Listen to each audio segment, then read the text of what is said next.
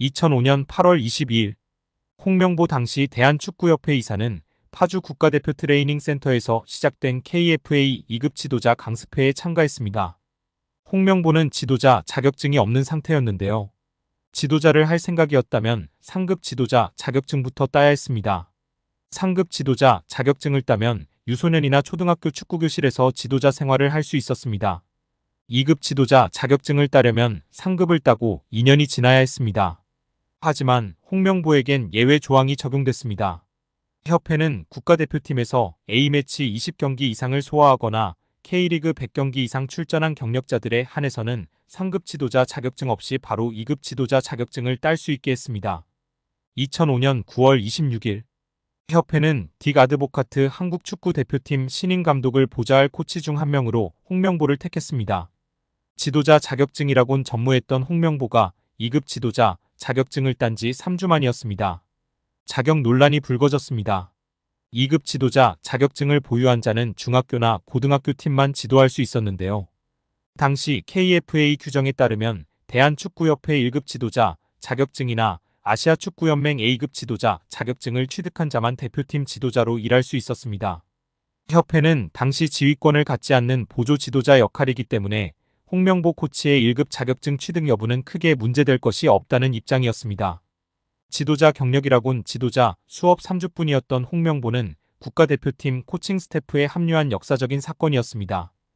홍명보는 국가대표팀 코치를 맡은 지 1년이 채 지나지 않아 2006 독일 월드컵을 치렀습니다. 홍명보에게 국가대표팀 코치로 지도자 생활을 시작해 월드컵을 경험하는 데까지 필요했던 시간은 단 9개월이었습니다.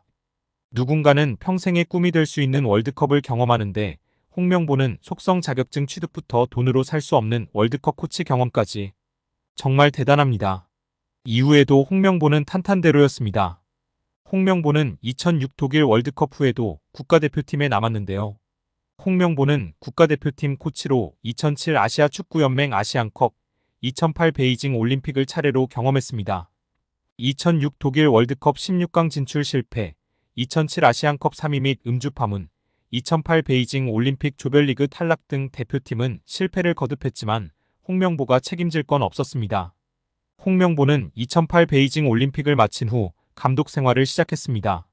많은 축구팬들이 알고 계신 것처럼 2010 광저우 아시안게임에서 한국은 한 수 아래로 평가받았던 UAE와의 준결승전에서 연장 접전 끝에 0대1로 졌습니다. 한국은 이 대회에서 3위에 머물며 홍명보의 경질이 예상되었습니다. 그러나 놀랍게도 홍명보는 경질되지 않았습니다. 아시안게임은 금메달이 아니면 의미가 없는 게 분명했고 지난 2002년 부산 아시안게임에서 3위를 한 박항서 감독이 경질되었던 사례가 있기에 명분은 차고도 넘쳤습니다. 그러나 협회는 홍명보를 경질하지 않았습니다. 심지어 2014년 브라질 월드컵에서는 본선 1승도 거두지 못하고 탈락했는데도 협회는 재신임을 발표했었습니다. 결국 여론의 반발이 점점 커지자 기자회견을 열어 자진 사퇴했었습니다. 이후 협회는 2017년 홍명보를 행정총괄 책임자인 전무이사로 내정했습니다. 당시 홍명보는 행정 경험이 전무했었습니다. 이렇게 협회와 홍명보는 아주 끈끈한 관계였으며 증명 없이도 임기를 보장받았었고 낙하산으로만 채용되었던 홍명보였습니다. 이번에도 프리패스로 채용된 것도 홍명보는 뭐 자연스러웠을 겁니다. 홍명보는 나를 버렸다. 이젠 대한민국 축구밖에 없다고 하며 대표팀 감독을 승낙했다고 밝혔었는데요. 홍명보가 버린 건 자신이 아닌 울산입니다. 울산은 3년 재계약을 맺은 지 1년도 지나지 않은 감독을 협회에 내어주면서 상처만 남겼습니다. 홍명보는 대표팀 감독으로 실력은 물론이거니와 도의 신의를 저버리는 인성도 문제가 있는 감독입니다. 속히 선임 취소 혹은 자진 사퇴만이 답입니다. 한국 축구에서 학명으로 가장 두드러진 인물이 바로 지금 이 시끄러운 와중에 축구 대표팀 감독을 맡은 홍명보 감독입니다. 박종환 감독이 대표팀을 이끌던 1995년 한국팀은 코리아컵 준결승전에서 예선에서 쉽게 승리했던 잠비아에 패했습니다. 그런데 이 경기 전날 박 감독의 억압적이고 비인격적 훈련에 불만을 품고 있던 홍명보, 황선홍 등 주전 선수들이 경기 전날 술집에서 대취할 정도로 술을 마신 사실이 언론에 보도가 돼 난리가 났습니다. 그래서 홍명보 선수 등은 징계 위기에 처했는데 이들은 그 제보자로 박 감독을 꼽았고 언젠가 안 갚음하리라 맹세했다고 합니다. 다음해 아시안컵 8강대 이란전에서 한국은 6대2로 참패하였습니다. 유례를 찾기 힘든 처참한 패배입니다. 특히 전반에 2대1로 앞서고 있었는데 휴식 시간 라커룸에서 무슨 일이 있었는지 후반에만 연속으로 5골을 먹은 것입니다. 당사자들은 부인하지만 이 사건은 축구계뿐 아니라 축구팬들도 의혹을 거두지 않고 있습니다. 박 감독은 결국 감독에서 물러났고 당시를 회상하며 자살까지도 생각했을 만큼 개인적으로도 충격이 컸다고 했습니다.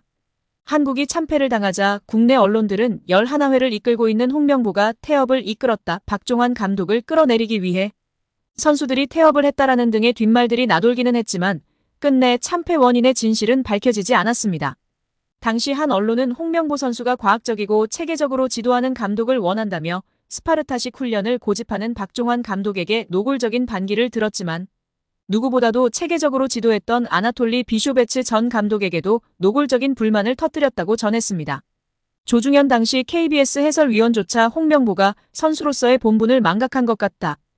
옛날에는 감독의 그림자도 밟지 않았는데 어쩌다 이 지경이 됐는지 모르겠다고 개탄했다고 합니다. 이강인의 이적설이 이어지고 있습니다. 아스널, 맨체스터 유나이티드 등 프리미어리그 명문 구단뿐 아니라 어린 시절을 보낸 스페인 리그 복귀 가능성도 거론됩니다. 아직 구체적인 이적 협상은 진행되지 않은 상황인데요. 국내 매체 스포츠 경향 보도에 따르면 이강인 본인이 PSG를 떠나고 싶어 한다고 합니다. 구단이 이강인이 싫어서 방출하려는 것이 아니라 선수 본인이 팀을 옮기고 싶다는 이야기를 지인들에게 하고 있다고 합니다. PSG는 세계 최고 부자 구단 중 하나입니다. 카타르 정부 산하 투자기관 카타르 스포츠 인베스트먼트가 구단을 소유하고 있습니다. 이강인 연봉도 약 100억 원 수준으로 알려져 있습니다. 이처럼 안정적인 환경을 벗어나려는 이유는 무엇일까요? 아이러니하게도 너무 안정적인 환경이 자기 발전에 더 이상 도움이 되지 않기 때문입니다.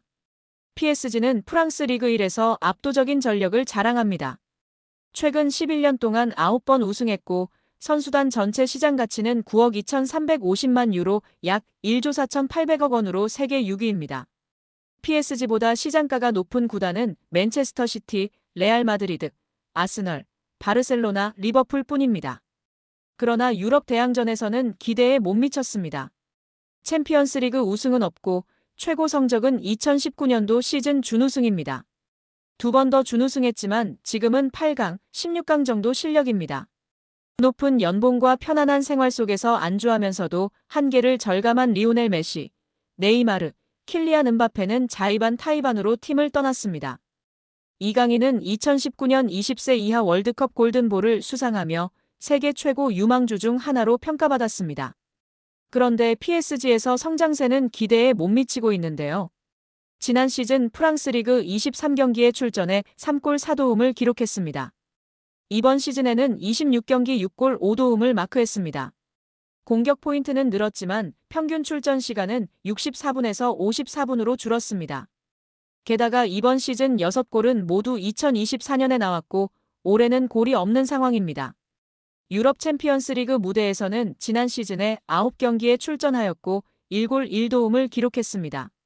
올 시즌에는 11경기에 나서고도 공격 포인트가 없는 상황입니다. 성장하기보다 오히려 정체하는 느낌인데요. 루이스 엘리케 PSG 감독은 바둑돌을 옮기듯 선수들을 운용하고 있습니다. PSG는 리그 우승과 챔피언스리그 출전이 보장된 팀입니다. 이처럼 긴장감이 떨어지는 환경에서 더 이상 성장은 어렵다는 판단이 이강인의 결별을 결심한 배경으로 보입니다. 이강인을 잘 아는 지인은 이강인이 PSG를 싫어하는 게 아니다며 다만 팀 분위기가 전투적이지 않은 건 사실이다. 이강인은 더 많이 뛰고 더 싸우면서 성장할 구단으로 가기를 원한다고 말했습니다. 이강인의 축구는 기술 중심 철학을 가진 지도자에게 더 잘 맞는다. 아스널의 미켈 아르테타 감독, 맨유의 루벤 아모린 감독 등 기술 축구를 지향하는 감독들이 이끄는 팀으로 이적할 수도 있다는 이야기가 나오는 이유입니다. 이강인은 PSG와 2028년 6월까지 계약돼 있습니다. 계약 기간도 넉넉한 데다 PSG는 굳이 이강인을 팔아야 할 이유가 없을 정도로 돈이 많습니다. 이강인의 확고한 이적 의지가 있어도 이적이 이뤄지지 못할 수도 있는데요. 이강인은 이제 어느새 24세가 됐습니다. 세계 최정상급 선수로 한 번 더 도약하느냐, 아니면 잠재력을 다 펼치지 못한 정상급 선수로 머무느냐 기로에 지금 서 있다고 볼 수도 있습니다.